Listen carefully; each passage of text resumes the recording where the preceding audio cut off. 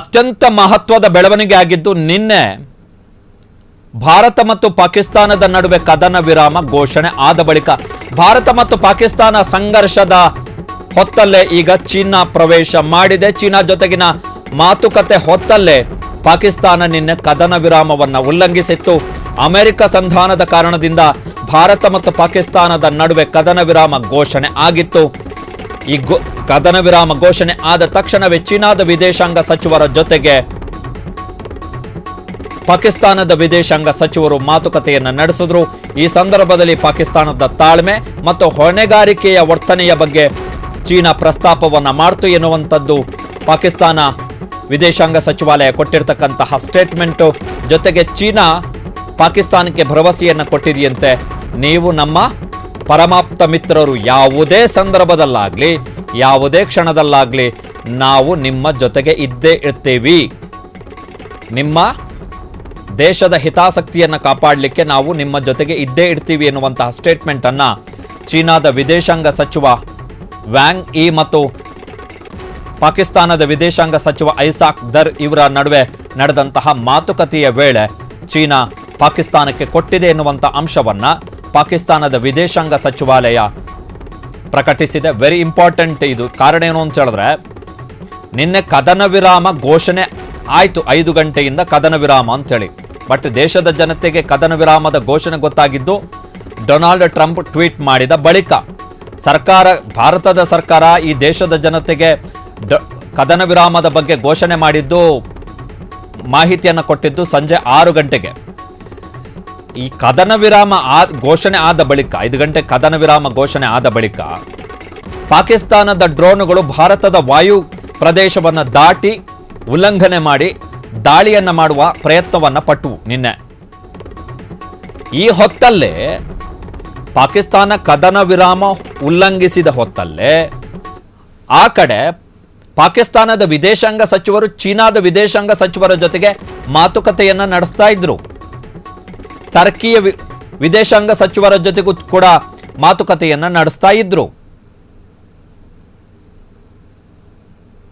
China ಈ ಮಾತುಕತೆಯ ಬಳಿಕ ಏನ್ ಸ್ಟೇಟ್ಮೆಂಟ್ ಅನ್ನು ಕೊಡ್ತು ಅಂತ ಹೇಳಿದ್ರೆ, ಪಾಕಿಸ್ತಾನದ ವಿದೇಶಾಂಗ ಸಚಿವಾಲಯದ ಪ್ರಕಟಣೆಯ ಪ್ರಕಾರ, ನಾವು ನಿಮ್ಮ ಜೊತೆಗಿದ್ದೀವಿ, ನೀವು ನಮ್ಮ ಆಲ್ ಸೀಸನ್ಡ್ ಫ್ರೆಂಡ್, ನೀವು ಸಾರ್ವಕಾಲಿಕ ಎಲ್ಲಾ ಕಾಲದ ಸ್ನೇಹಿತ,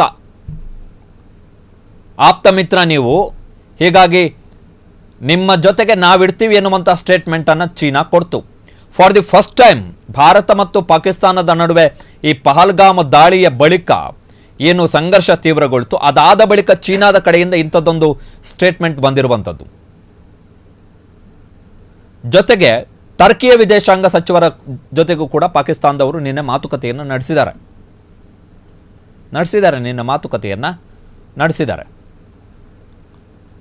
ಸೊ ಭಾರತ್ ಇಲ್ಲಿ ಪ್ರಮುಖವಾಗಿರ್ತಕ್ಕಂಥ ಪ್ರಶ್ನೆ ಏನು ಅಂತ ಹೇಳಿದ್ರೆ, ನಾವು ಯಾಕೆ ಕದನ ವಿರಾಮವನ್ನು ಒಪ್ಕೊಂಡ್ವಿ ಅಂತೇಳಿ ಎಲ್ಲರೂ ಕೇಳ್ತಾ ಇರುವಂಥ ಪ್ರಶ್ನೆ ಅದೊಂದೇ. ನಾವು ಯಾಕೆ ಕದನ ವಿರಾಮವನ್ನು ಒಪ್ಪಿಕೊಂಡ್ವಿ, ಇದು ಪ್ರಶ್ನೆ. ಪಾಕಿಸ್ತಾನವನ್ನು ಬಗ್ಗು ಬಡಿದು ಪಾಕಿಸ್ತಾನವನ್ನು ಚಿಂದಿ ಚಿತ್ರಾನ್ನ ಮಾಡಬೇಕೆನ್ನುವ ಲೆಕ್ಕಾಚಾರದಲ್ಲಿರುವಂಥವ್ರು ನಾವು. ಆಮೇಲೆ ಪಾಕಿಸ್ತಾನ ಮತ್ತು ಚೀನಾದ ಬಗ್ಗೆ ಇನ್ನೊಂದು ಅಂಶವನ್ನು ಇಲ್ಲಿ ಹೇಳಬೇಕು. ಏನು ಅಂತ ಹೇಳಿದ್ರೆ, ಪಾಕಿಸ್ತಾನದ ಬಳಿ ಇರ್ತಕ್ಕಂತಹ ಮಿಲಿಟರಿ ಶಸ್ತ್ರಾಸ್ತ್ರಗಳ ಪೈಕಿ 80% ಮಿಲಿಟರಿ ಇಕ್ವಿಪ್ಮೆಂಟ್ಸ್, ಅದು ಯುದ್ಧ ವಿಮಾನಗಳು ಒಳಗೊಂಡಂತೆ ಪಾಕಿಸ್ತಾನದ ಬಳಿ ಇರ್ತಕ್ಕಂತಹ 80% ಶಸ್ತ್ರಾಸ್ತ್ರಗಳೆಲ್ಲವೂ ಕೂಡ ಚೀನಾದಿಂದ ಆಮದಾಗಿರುವಂಥವು. ಮೊನ್ನೆ ಸರ್ಜಿಕಲ್ ದಾಳಿಯ ಬಳಿಕ ಭಾರತ ಮತ್ತು ಪಾಕಿಸ್ತಾನದ ಜೊತೆಗೆ ಏನು ಪ್ರತಿದಾಳಿ ನಡೀತು, ಅದಾದ ಸಂದರ್ಭದಲ್ಲಿ ಚೀನಾದ ಈ ಯುದ್ಧ ಪರಿಕರಗಳನ್ನು ನಿರ್ಮಾಣ ಮಾಡುವಂತಹ ಕಂಪನಿಯ ಷೇರು, ಚೀನಾದ ಷೇರು ಮಾರುಕಟ್ಟೆಯಲ್ಲಿ 40% ಹೆಚ್ಚಳ ಆಯಿತು ಇನ್ ಸಿಂಗಲ್ ಡೇ. ಚೀನಾ ತನ್ನ ಅತ್ಯಂತ ಸುಧಾರಿತ ಫೈಟರ್ ಜೆಟ್ಟುಗಳನ್ನೆಲ್ಲ ಪಾಕಿಸ್ತಾನಕ್ಕೆ ಕೊಟ್ಟು ಕಳುಹಿಸಿದೆ, ಮಾರಾಟ ಮಾಡಿದೆ. ಅಮೆರಿಕದ ಪ್ರಮುಖ ದಿನಪತ್ರಿಕೆ ಫಿನಾನ್ಷಿಯಲ್ ಟೈಮ್ಸ್ ಮತ್ತು ಅಮೆರಿಕದ ಪ್ರಮುಖ ವೆಬ್ಸೈಟ್ CNN ಪ್ರಕಟಿಸಿರುವಂತಹ ವರದಿಯ ಪ್ರಕಾರ ಚೀನಾ ತನ್ನ ಬಳಿ ಇರತಕ್ಕಂಥ ಅತ್ಯಾಧುನಿಕ ಶಸ್ತ್ರಾಸ್ತ್ರಗಳು ಏನು ಅದು ತಯಾರು ಮಾಡಿದೆ ಅದೆಲ್ಲವನ್ನು ಕೂಡ ಈಗ ಟೆಸ್ಟಿಂಗಿಗೆ ಇಡುವಂತಹ ಸಾಧ್ಯತೆ ಇದೆ ಅಂತೇಳಿ. ಸೊ ಅವರಿಗೆ ಇವೆಲ್ಲ ಟೆಸ್ಟಿಂಗ್ ಟೈಮ್ ಅಂತೇಳಿ ಫಿನಾನ್ಷಿಯಲ್ ಟೈಮ್ಸ್ ವರದಿ ಮಾಡಿರುವಂಥದ್ದು, ಅಮೆರಿಕದ ದಿನಪತ್ರಿಕೆ.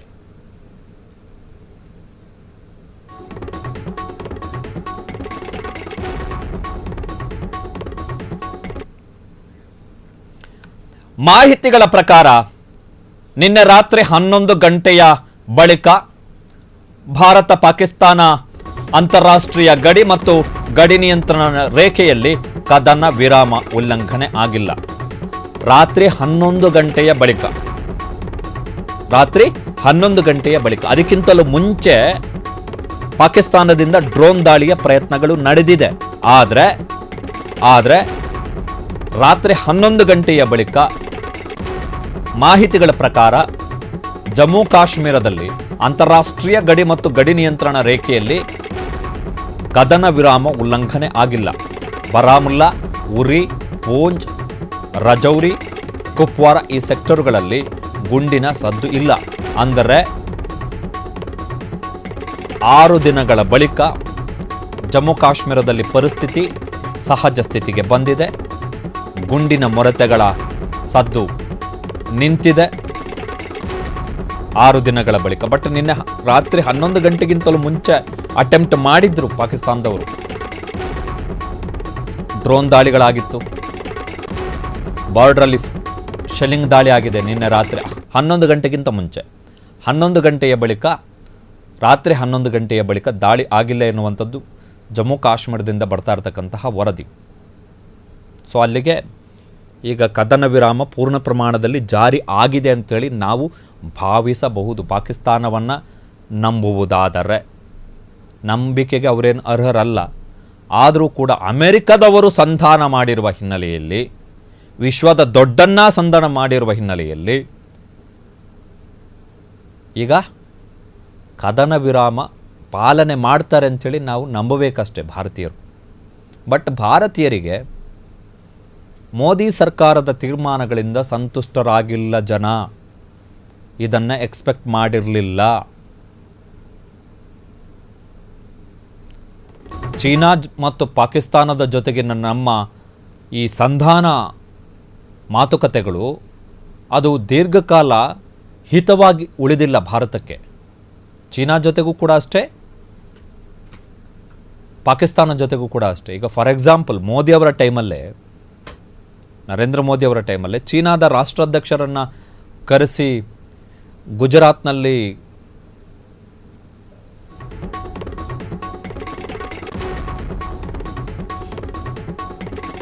ಕ್ಷಣ ಕ್ಷಣದ ಸುದ್ದಿಗಳಿಗಾಗಿ ಫ್ರೀಡಂ ಟಿವಿ ಸಬ್ಸ್ಕ್ರೈಬ್ ಮಾಡಿ, ಲೈಕ್ ಮಾಡಿ ಹಾಗೂ ಫಾಲೋ ಮಾಡಿ. ಹೊಸ ಸುದ್ದಿಗಳ ನೋಟಿಫಿಕೇಶನ್ಗಾಗಿ ಬೆಲ್ ಐಕಾನ್ ಮೇಲೆ ಕ್ಲಿಕ್ ಮಾಡಿ.